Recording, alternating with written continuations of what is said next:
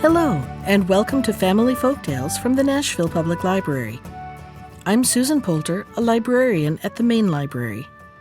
Today's story is The Half Chick from Andrew Lang's Green Fairy book.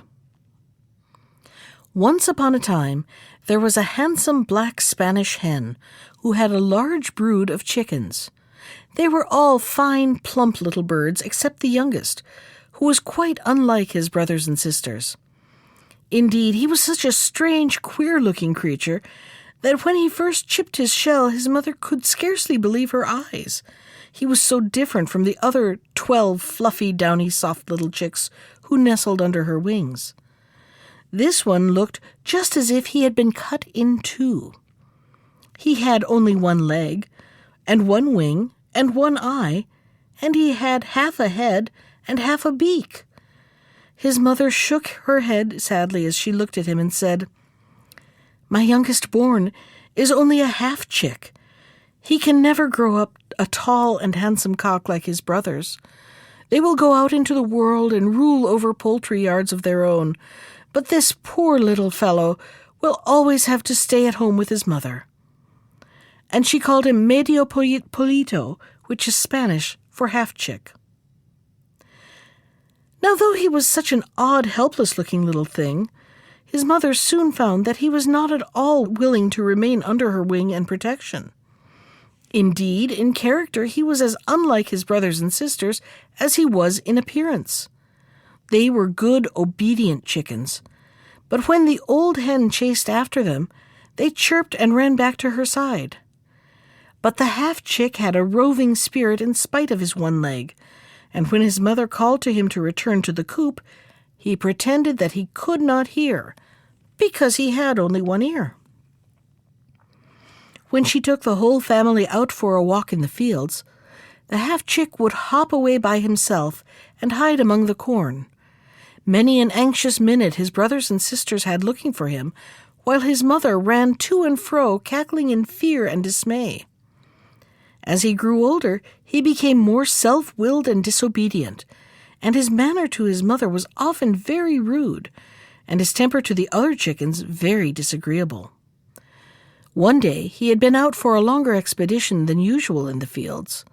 On his return, he strutted up to his mother with a peculiar little hop and kick, which was his way of walking, and cocking his one eye at her in a very bold way, he said, "Mother, I am tired of this life in a dull farmyard, with nothing but a dreary maize field to look at. I'm off to Madrid to see the king." "To Madrid!" exclaimed his mother. "Why, you silly chick, it would be a long journey for a grown-up cock, and a poor little thing like you would be tired out before you had gone half the distance. No, stay at home with your mother, and some day when you are bigger, we will go on a little journey together." But the half-chick had made up his mind, and he would not listen to his mother's advice, nor to the prayers and entreaties of his brothers and sisters. "What is the use of our all crowding each other up in this poky little place?" he said. "When I have a fine courtyard of my own at the king's palace, I shall perhaps ask some of you to come and pay me a short visit." And scarcely waiting to say goodbye to his family, away he stumped down the high road that led to Madrid. "Be sure that you are kind and civil to everyone you meet," called his mother, running after him. But he was in such a hurry to be off that he did not wait to answer her, or even to look back. A little later in the day, as he was taking a short-cut through a field, he passed a stream. Now the stream was all choked up and overgrown with weeds and water plants, so that its waters could not flow freely.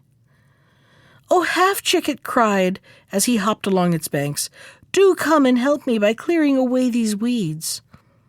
"Help you indeed," he exclaimed, tossing his head and shaking the few feathers in his tail. "Do you think I have nothing to do but to waste my time on such trifles? Help yourself and don't trouble busy travelers. I am off to Madrid to see the king." And hoppity-kick, away he stumped. A little later he came to a fire that had been left by some gypsies in a wood. It was burning very low and would soon be out. "Oh," cried the fire in a weak, wavering voice as the half-chick approached. "In a few minutes I shall go quite out unless you put some sticks and dry leaves upon me. Do help me or I shall die." "Help you indeed," answered the half-chick. "I have other things to do. Gather sticks for yourself and don't trouble me. I am off to Madrid to see the king." And hoppity-kick, away he stumped. The next morning, as he was getting near Madrid, he passed a large chestnut tree, in whose branches the wind was caught and entangled. "Oh," cried the wind, "do hop up here and help me to get free of these branches. I cannot come away, and it is so uncomfortable." "It is your own fault for going there. I can't waste all my morning stopping here to help you," he said. "Just shake yourself off and don't hinder me, for I am off to Madrid to see the king." And hoppity-kick, away stumped the half-chick in great glee, for the towers and roofs of Madrid were now in sight. When he entered the town, he saw before him a great splendid house, with soldiers standing before the gates. This he knew must be the king's palace, and he determined to hop up to the front gate and wait there until the king came out. But as he was hopping past one of the back windows, the king's cook saw him. "Here is the very thing I want," he exclaimed, "for the king just sent a message to say that he must have chicken broth for his dinner."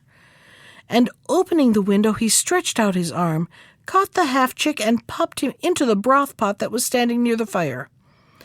Oh, how wet and clammy the water felt as it went over the half-chick's head, making his feathers cling to his side. "Water, water," he cried in his despair. "Do have pity upon me, and do not wet me like this." "Ah, half-chick," replied the water, "you would not help me when I was a little stream away on the fields. Now you must be punished."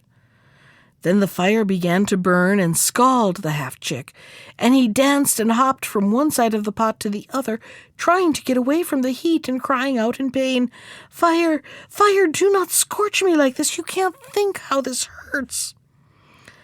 "Ah," answered the fire, "you would not help me when I was dying away in the wood. You are being punished." At last, just when the pain was so great that the half-chick thought he must die, the cook lifted up the lid of the pot to see if the broth was ready for the king's dinner. "Look here," he cried in horror, "this chicken is quite useless. It's burnt to a cinder. I can't send it up to the royal table." And opening the window, he threw the half-chick out into the street.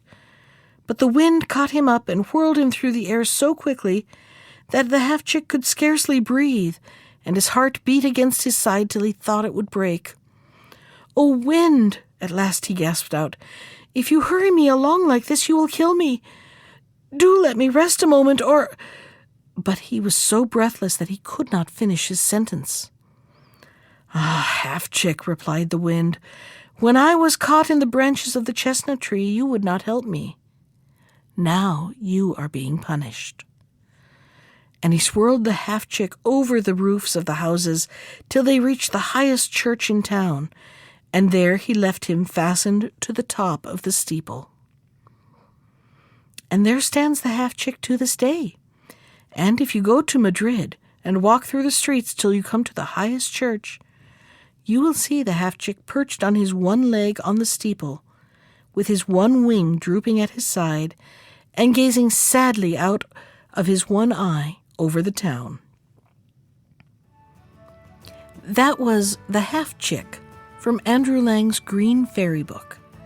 Special thanks to Ginger Sands for our theme music. You can find more of Ginger's music on iTunes or at her website at www.gingersands.com. And if you'd like to comment on today's story, send me an email. I can be reached at susan.poulter, that's Poulter, @nashville.gov. Thanks for listening.